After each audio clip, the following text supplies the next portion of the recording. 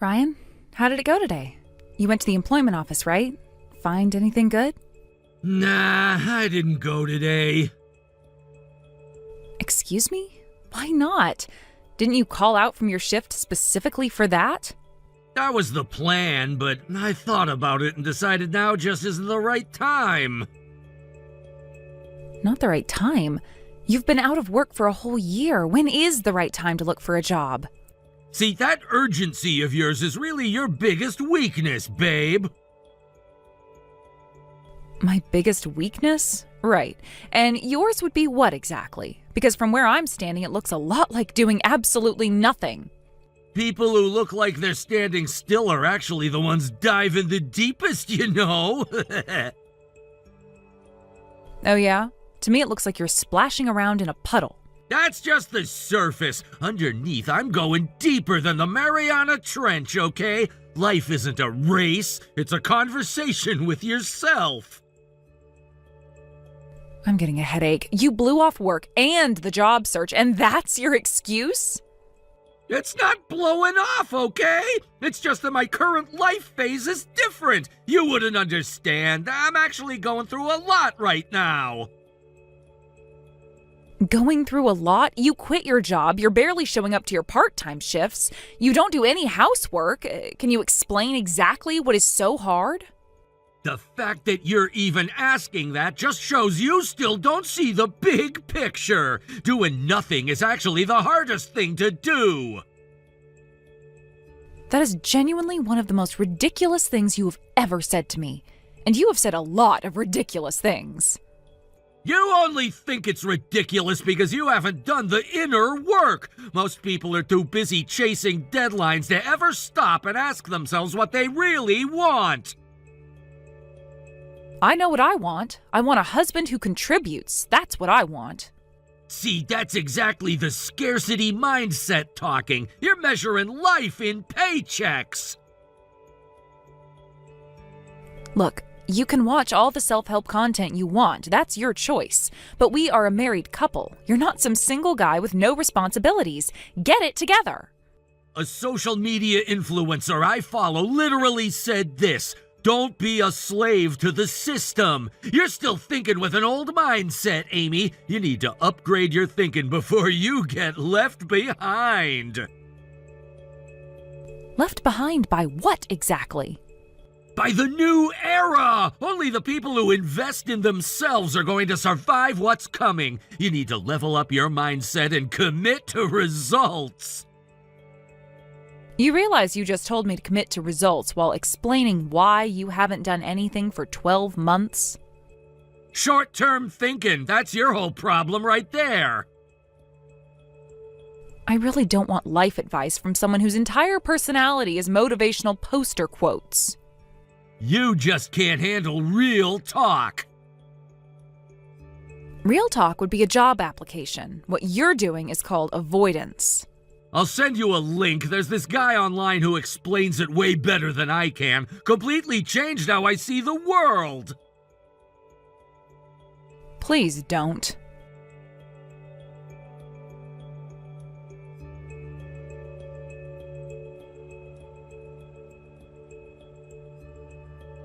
Amy, Ryan told me you were giving him a hard time. You need to be more supportive. More supportive? I think I've been incredibly patient, if I'm being honest. Patient? You don't even try to understand Ryan's deep thinking. You just shoot him down. Deep thinking? You actually think what he's been doing qualifies as deep thinking? Of course! Ryan is my pride and joy. He's going to be someone great one day. This is just his preparation phase. Mom, he has been in this preparation phase for over a year. At some point, the preparation has to end and the actual doing has to begin. Great things take time. You can't rush a person's development. I am not rushing him. I'm pointing out that he hasn't taken a single concrete step in 12 months. There's a difference. Could you please stop enabling him? Excuse me? You think you have any right to comment on how I raised my son? He's not your child anymore. He's a grown adult and my husband. Your job as his parent was done a long time ago. It's time to let him stand on his own. No matter how old they get, a child is always a child, and a parent is always a parent. That's a beautiful sentiment, but if all it means is making excuses for him, it does more harm than good. How dare you! I'm not saying this to attack you. I'm saying it because I genuinely believe Ryan could be capable of more if anyone in his life expected more of him. I expect great things from him. I always have. Expecting greatness and shielding him from every consequence are two very different things. You can't have both. You make it sound like I've ruined him. That's a horrible thing to say. I know Ryan had a rough time at his last job. That's why I supported him when he quit. I even told him he didn't have to rush back. He could stay home and manage the household if he wanted. I make enough to support us both. Well, then why are you criticizing him at all? Because Ryan said he wanted to find new work. I understand the job market is tough, but he made that choice himself. He said he'd put in the effort, and I believed him and waited. Well, then keep waiting and keep quiet. And this is the result of me keeping quiet. He barely lifted a finger toward finding a job. He started skipping even his part-time shifts. I can't accept failure after genuine effort. What I can't accept is someone who won't even try. Oh, you are such a cold person, Amy. A good wife trusts her husband and stands by him. I stood by him for a year. That's enough. I'm being sent abroad for a year-long work assignment soon. I was hoping to see at least some real effort from Ryan before I left, but nothing has changed. An overseas assignment? And you're just going to leave him alone? Well, he's a grown man. He'll be fine. You are unbelievable. Most wives would at least try to arrange things before abandoning their household. I have arranged things. I've asked him repeatedly to step up. He's declined repeatedly. I've done my part. Well then, if that's how you feel, why don't you just get a divorce? Ryan would be perfectly fine without you, and frankly, I'd be thrilled. Divorce? You know what? You might be onto something. Let me talk to Ryan about it. Maybe it'll be the wake-up call he needs. Oh, don't be dramatic. I was making a point. So was I.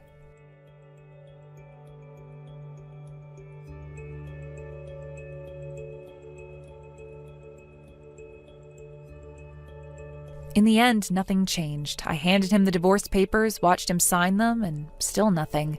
I guess the threat of losing me wasn't enough to shake him. Come on, I tried! Tried how? As far as I could see, you skipped the job search and skipped your shifts the same as always. I spent way more time in self-reflection. I raised my level of conscious awareness. What? I read that meditation is great for personal growth, so I've been really dedicating time to facing my inner mindset, sitting with myself. So let me get this straight. Since I brought up divorce, you've basically just been sitting quietly? Thanks to you, I've grown so much, Amy. I can basically feel my future self saying good job to me right now. Your future self should be sending you a resume, not congratulations. You don't get it. Growth isn't always visible. It happens on the inside first. Ryan, we had an agreement. You said you'd make real progress. 2 weeks later, you're telling me you've been sitting quietly and calling it growth. Easy. Look, I'm evolving every day. I'm upgrading. Pretty soon, I'll be making way more than you and taking care of you. I'm one of the higher earners in my field, just so you know. You haven't had a real job in over a year. Please don't joke like that. I'm not shackled to the system like you are. And what matters isn't working for someone else, it's being the one who owns. My last boss failed me because he couldn't handle someone operating at my level. Your last boss had a problem with you showing up late consistently and missing deadlines. I was there, Ryan. I remember the conversations. That's a very surface-level reading of the situation.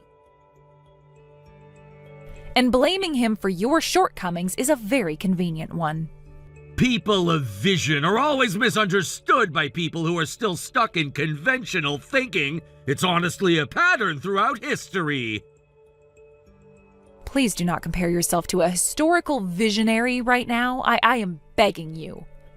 I'm just saying, the greats were never appreciated in their time. Okay, I think I understand where you stand. I'm not coming home tonight. I fly out tomorrow afternoon for my overseas assignment. I'm already packed. I'll stay at a hotel. You're really leaving without even trying to sort things out? I spent 2 weeks watching you sort nothing out while I handed you every reason to. We're done sorting. Smart move. Maximum efficiency. Don't worry about the house while you're gone. I've got it handled. Please, just don't do anything to the house. Relax. I'm a man of vision. Trust the process. That is exactly what I'm afraid of.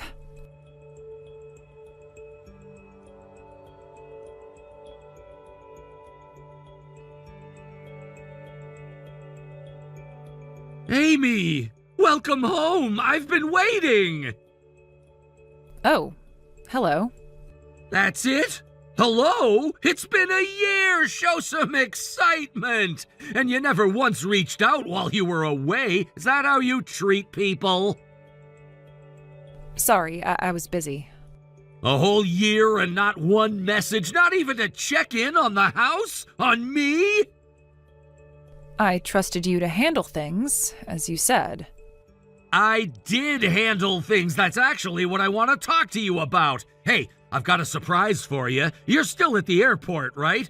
Just wait until you get home. You're gonna be amazed. A surprise? What did you do? Okay, so while you were overseas, I went ahead and had a second home built on the property. I'm sorry, what? Listen, in today's world, owning a single home is a liability. So from a risk management standpoint, upgrading the property was a strategic necessity. Building a second unit ensures long-term flexibility and sustainability. That's just smart planning. Ryan, stop talking and answer me directly. There is a building on my property that was not there when I left. A really nice one, too. Mom has great taste. We went back and forth on the layout for a while, but I think we landed on something solid. Your mother was involved in this. Of course! She's been super supportive this whole year, actually. Way more collaborative than I expected. It was kind of like a whole project management situation, which was great for my skill development. Where did the money come from? And whose land is it built on? The land? It's already our property, the yard. And money-wise, don't stress about it. I took out a mortgage in your name. In my name, without my knowledge. Getting pre-approval would have slowed down the momentum, so I took initiative and made the call myself. That's what decisive leadership looks like. Ryan, I need you to listen to me very carefully. Did you use my personal information to take out a loan without my consent? I handled the paperwork. It was fine. The bank didn't have any issues. That is not what I asked you. This is exactly the kind of reaction I was afraid of. You focus on process instead of outcomes. The outcome is a beautiful new home on the property. That's what matters.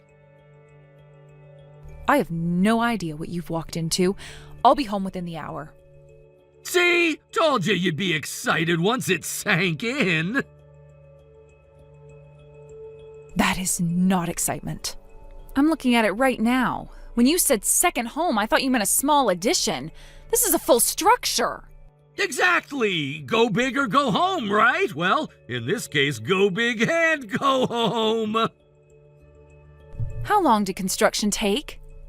About 8 months start to finish. The last 4 were mostly interior work. Mom was really hands-on with the finishing touches. 8 months. And neither of you thought to call me even once? I wanted it to be a surprise. You love surprises. I have never said that. Not once in the time we have known each other. Well, most people love surprises. I need you to tear it down. What? That's insane! It can't be done!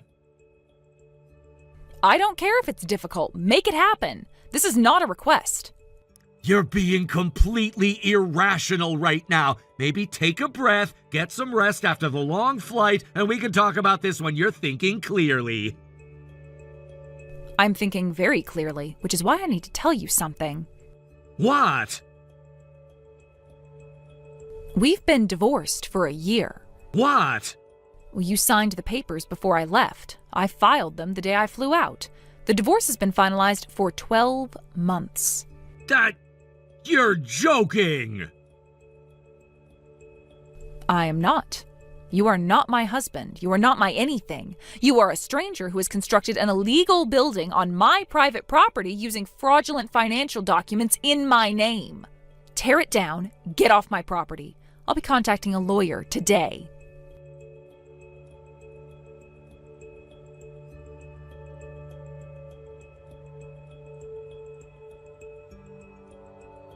Amy, when did you and Ryan get divorced? You knew I had Ryan sign the divorce papers. I knew about the signing, but I didn't think you'd actually go through with it. Why wouldn't I go through with it? I told you clearly what was happening. Well, I thought that was a scare tactic. That's all it seemed like at the time. It was not. I was being direct. I went abroad and filed the papers the same day. But there was no warning. We didn't know. The county mailed a notification to the house. You should have received it. Oh, actually, now that you mention it, there was some small envelope from the city hall. Did you throw it away? I didn't know it was important. You threw out official government correspondence without opening it? Well, it looked like junk mail. How was I supposed to know? The return address was from the county clerk's office. That is never junk mail. Well, I'm sorry. Not everyone scrutinizes every envelope that comes through the door. Apparently not. This is your fault for sneaking around. We are the victims here. Well, that's interesting, because if I recall correctly, you were the one who suggested the divorce in the first place. That was said in frustration. I didn't actually mean it. Then you should not have said it. I took you at your word. You are being deliberately difficult. I'm being precise. There's a difference. Ryan told me you're demanding the house be torn down. Surely you'll cover the demolition costs. The mortgage is in your name. Absolutely not. Why not? You're the homeowner on paper. Because you put me on paper without my knowledge or permission. You used my identity to take out a loan I never agreed to. That is not my financial obligation. That is your crime. Crime? That is a very strong word. It's the accurate word. Forging someone's signature on a mortgage application is a felony. Using their personal information without consent is identity fraud. Constructing a building on private property without authorization is illegal occupation. I could go on. The mortgage company approved everything. They didn't say a word. The lender has its own liability here, and I intend to pursue that separately. But their negligence doesn't excuse yours. I can't believe this. We built that house with good intentions. Good intentions are not a legal defense, and I'm not sure the intentions were as good as you're framing them. You built a home for yourself and Ryan to live in on my property using my credit card while I was out of the country and completely unaware. We thought you'd be pleased. A family home. We are not family. We have not been family for a year. You simply forgot to check. So what do we have to do? What will it take for you to let this go? You can settle out of court. Demolition costs, damages, and the full loan balance. Paid in full. That's an enormous amount of money. Yes, crimes tend to be expensive. And if we can't pay? Well, then I file charges and we let the courts decide. Forgery of legal documents alone carries a potential prison time. I'm offering you a way to avoid that. It would be wise to take it seriously.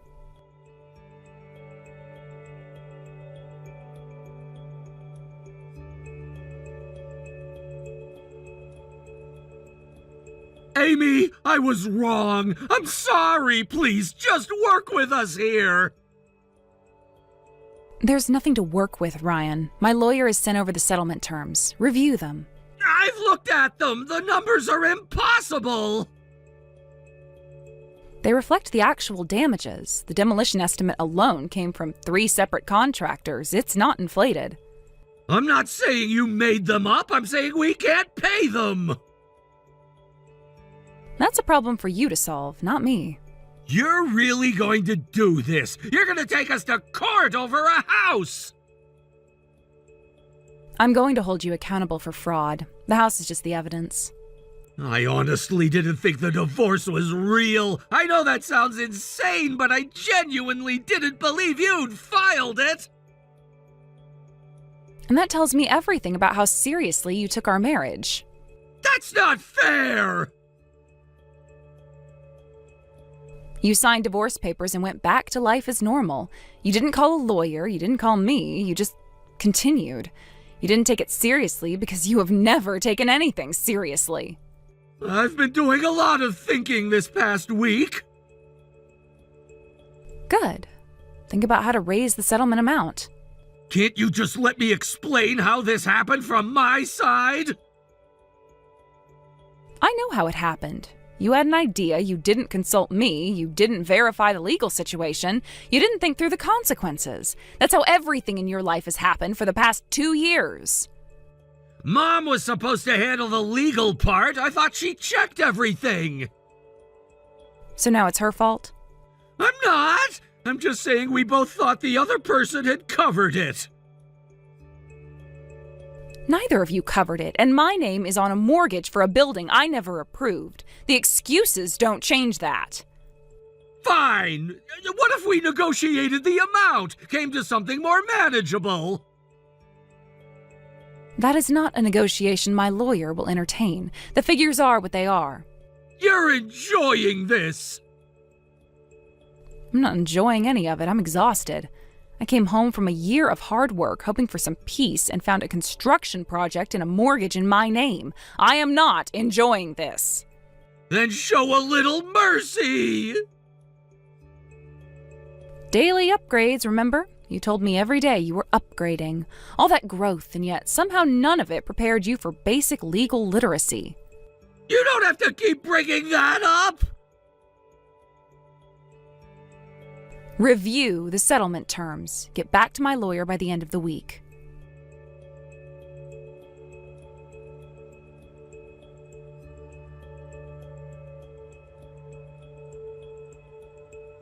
Amy, I've made my decision. I'll accept the settlement. All right. Ryan didn't seem convinced. Are you sure you're both on board? Don't worry about that. Actually, I wanted to ask you something. Go ahead. Could you cut the settlement amount in half? I beg your pardon? It's not what it sounds like. The total amount covers both me and Ryan, right? There's no way I can cover the whole thing, so I was thinking, I'll pay my half. And Ryan's half? Well, that's his problem, isn't it? You were just telling me last week that you were against the whole plan from the beginning, that Ryan went ahead on his own. That's true. And yet your name is on the contractor agreement. Ryan showed me the paperwork. You signed off on every phase of the build. I was being supportive. That's what a mother does. What a mother does and what a co-conspirator does look identical in this case. You were involved from the beginning. Both of you made this happen together. Things have gotten out of hand. I accept that. But I can only be responsible for my own portion. I have to say, I am deeply disappointed in you. You spent years calling Ryan your pride and joy, coddling him, enabling every bad decision he made. This whole situation exists because of choices you both made together. And now you want to save yourself and leave him to drown? What can I do? Things have gone too far. I can't carry him through this. Honestly, I was against the whole idea from the start. Ryan just went ahead and did it on his own. Now you're blaming Ryan. The same Ryan you said would always be your child, no matter what? I've had a change of heart. He's an adult. I can't keep sheltering him. That wouldn't be good for him either. Sometimes tough love is the kindest thing a parent can do. You know what? I actually agree with you on that. See? Then you understand. I'll accept half from you. Your portion of the settlement is cleared. Really? Oh, Amy, you're so reasonable. There's one condition, though. Name it. Anything. Your half is accepted, but if Ryan's half isn't paid in full as well, I will not come to the table at all. What? Half the settlement doesn't make me whole. The agreement only takes effect when the full amount is on the table. Your contribution is half, Ryan's the other half. Both must be paid. Well, that's the same as before. Nothing's changed. Well, for you it has. You only owe half. That's a concession I'm making. But if Ryan doesn't pay his half... Then there's no settlement. This offer, the settlement itself, is a courtesy I'm extending. I don't have to offer it at all. Don't push it. You can't be serious. That's outrageous. Then I'll see you both in court. You can't. From the day Ryan quit his job, I bent over backward for both of you. Even now, after everything you've put me through, I'm offering you a way out. If you can't accept that, I have nothing more to say. My goodwill has limits.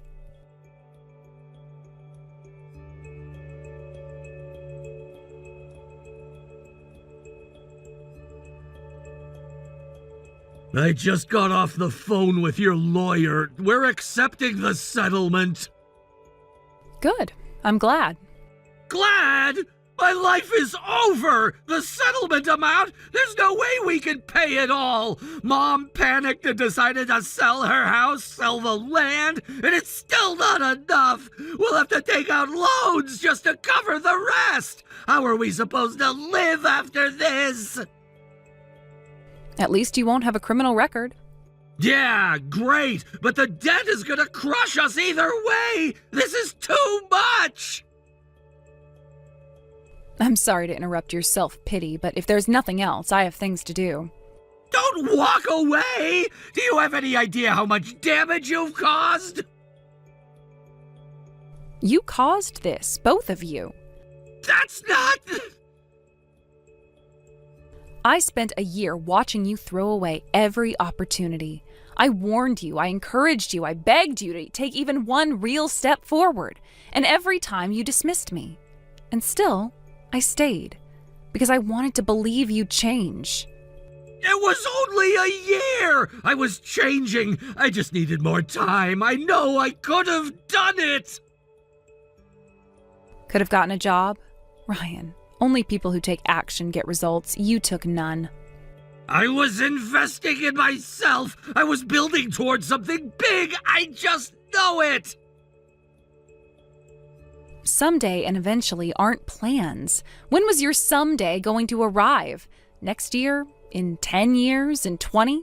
I'm not going to spend my life waiting on a timeline that doesn't exist. You still had no right to destroy my life like this. The nobility of a person is found in how they face their duties and obligations. What? Is that another one of your made-up quotes? Don't mock me!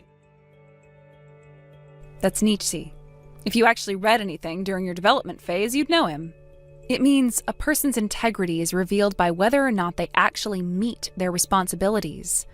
Someone who never tried to meet a single one, I think you know where that leaves you. Shut up! You heard only what made you feel good and ignored everything else. You can keep doing that. But the world won't wait. I won't wait. I was going to change! I was going to... What you were doing wasn't self-development. It was fantasy. The real world doesn't play along with fantasies.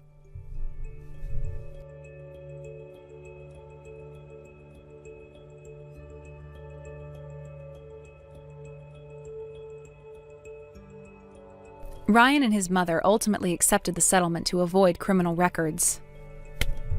The financial consequences were severe. They sold the family home and the land, and it still wasn't enough. Both were left buried in debt with no clear path forward. To make things worse, Ryan discovered that his own mother had tried to negotiate a private deal to cut him loose and save only herself. The betrayal destroyed what little was left of their relationship. What they were left with was not a bright future, but the cold, hard weight of a debt-ridden reality they had created for themselves. They had avoided reality for so long, now there was nowhere left to look but straight at it. As for Amy, as soon as the settlement with Ryan and his mother was finalized, she filed suit against the lender and the contractor for their role in allowing the fraudulent mortgage to proceed. After some time, she won and received a substantial damages award. She could have retired comfortably. She chose not to. She had seen, up close, what happens to a person who stopped working, stopped pushing, and started believing that comfort was the same as progress. She wanted no part of that. Discipline over comfort, eyes forward. That's the only road worth walking.